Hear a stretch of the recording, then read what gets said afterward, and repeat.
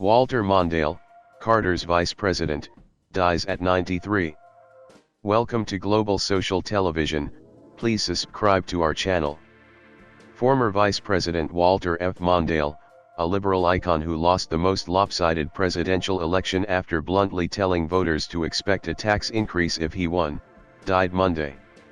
He was 93. The death of the former senator, ambassador, and Minnesota Attorney General was announced in a statement from his family. No cause was cited. Mondale followed the trail blazed by his political mentor, Hubert H. Humphrey, from Minnesota politics to the U.S. Senate and the vice presidency, serving under Jimmy Carter from 1977 to 1981. His own try for the White House, in 1984, came at the zenith of Ronald Reagan's popularity. Mondale's selection of Rep. Geraldine Ferraro of New York as his running mate made him the first major party presidential nominee to put a woman on the ticket, but his declaration that he would raise taxes helped define the race. On election day, he carried only his home state and the District of Columbia. The electoral vote was 525 to 13 for Reagan, the biggest landslide in the Electoral College since Franklin Roosevelt defeated Alf Landon in 1936. Senator George McGovern got 17 electoral votes in his 1972 defeat, winning Massachusetts and Washington, D.C. "I did my best," Mondale said the day after the election, and blamed no one but himself. "I think I've never really warmed up to television," he said. In fairness to television, it never really warmed up to me. Years later, Mondale said his campaign message had proven to be the right one. "History has vindicated me that we would have to raise taxes," he said. "It was very unpopular, but it was undeniably correct." In 2002, state and national Democrats looked to Mondale when Sen. Paul Wellstone, D-Man, was killed in a plane crash less than 2 weeks before Election Day. Mondale agreed to stand in for Wellstone, and early polls showed him with a lead over the Republican candidate, Norm Coleman. But the 53-year-old Coleman, emphasizing his youth and vigor, out-hustled the then 74-year-old Mondale in an intense 6-day campaign. Mondale was also hurt by a partisan memorial service for Wellstone, in which thousands of Democrats booed Republican politicians in attendance. One speaker pleaded, "We are begging you to help us win this election for Paul Wellstone." Polls showed the service put off independents and cost Mondale votes. Coleman won by 3 percentage points. "The eulogizers were the ones hurt the most," Mondale said after the election. "It doesn't justify it, but we all make mistakes. Can't we now find it in our hearts to forgive them and go on?" It was a particularly bitter defeat for Mondale, who even after his loss to Reagan had taken solace in his perfect record in Minnesota. "One of the things I'm most proud of," he said in 1987, "is that not once in my public career did I ever lose an election in Minnesota." Years after the 2002 defeat, Mondale returned to the Senate to stand beside Democrat Al Franken in 2009 when he was sworn in to replace Coleman after a drawn-out recount and court battle. Mondale started his career in Washington in 1964, when he was appointed to the Senate to replace Humphrey, who had resigned to become vice president. Mondale was elected to a full 6-year term with about 54% of the vote in 1966, although Democrats lost the governorship and suffered other election setbacks. In 1972, Mondale won another Senate term with nearly 57% of the vote. His Senate career was marked by advocacy of social issues such as education, housing, migrant workers, and child nutrition. Like Humphrey, he was an outspoken supporter of civil rights. Mondale tested the waters for a presidential bid in 1974 but ultimately decided against it. "Basically, I found I did not have the overwhelming desire to be president, which is essential for the kind of campaign that is required," he said in November 1974.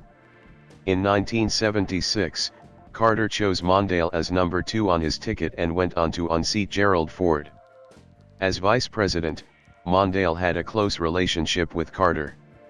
He was the first vice president to occupy an office in the White House, rather than in a building across the street. Mondale traveled extensively on Carter's behalf, and advised him on domestic and foreign affairs.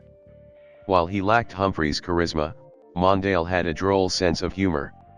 When he dropped out of the 1976 presidential sweepstakes, he said, "I don't want to spend the next 2 years in Holiday Inns." Reminded of that shortly before he was picked as Carter's running mate, Mondale said, "I've checked and found that they're all redecorated, and they're marvelous places to stay." Mondale never backed away from his liberal principles. "I think that the country more than ever needs progressive values," Mondale said in 1989. That year, Democrats tried to persuade him to challenge Minnesota GOP Sen. Rudy Boschwitz, but he decided against making the race, saying it was time to make way for a new generation. "One of the requirements of a healthy party is that it renews itself," he said at the time. "You can't keep running Walter Mondale for everything." That paved the way for Wellstone to win the Democratic nomination, and go on to upset Boschwitz. Wellstone had been preparing to take on Mondale in a primary but would have been a heavy underdog. The son of a Methodist minister and a music teacher, Walter Frederick Mondale was born January 5, 1928, in tiny Ceylon, Minnesota, and grew up in several small southern Minnesota towns. He was only 20 when he served as a congressional district manager for Humphrey's successful Senate campaign in 1948. His education, interrupted by a 2-year stint in the Army, culminated with a law degree from the University of Minnesota in 1956. Mondale began a law practice in Minneapolis and ran the successful 1958 gubernatorial campaign of Democrat Orville Freeman, who appointed Mondale state attorney general in 1960. Mondale was elected Attorney General in the fall of 1960 and was re-elected in 1962. As Attorney General, Mondale moved quickly into civil rights, antitrust and consumer protection cases. He was the first Minnesota Attorney General to make consumer protection a campaign issue. After his White House years, Mondale served from 1993 to 96 as President Bill Clinton's ambassador to Japan, fighting for U.S. access to markets ranging from cars to cellular phones. He helped avert a trade war in June 1995 over autos and auto parts, persuading Japanese officials to give American automakers more access to Japanese dealers and pushing Japanese car makers to buy U.S. parts. Mondale kept his ties to the Clintons. In 2008, he endorsed Sen. Hillary Rodham Clinton for president, switching his allegiance only after Barack Obama sealed the nomination.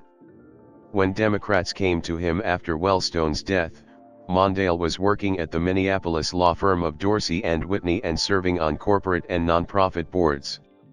He returned to the firm after the brief campaign. Mondale and his wife, Joan Adams Mondale, were married in 1955. During his vice presidency, she pushed for more government support of the arts and gained the nickname Joan of Art. She had minored in art in college and worked at museums in Boston and Minneapolis. The couple had 2 sons, Ted and William, and a daughter, Eleanor. Eleanor Mondale became a broadcast journalist and TV host, with credits including CBS This Morning and programs with E! Entertainment Television.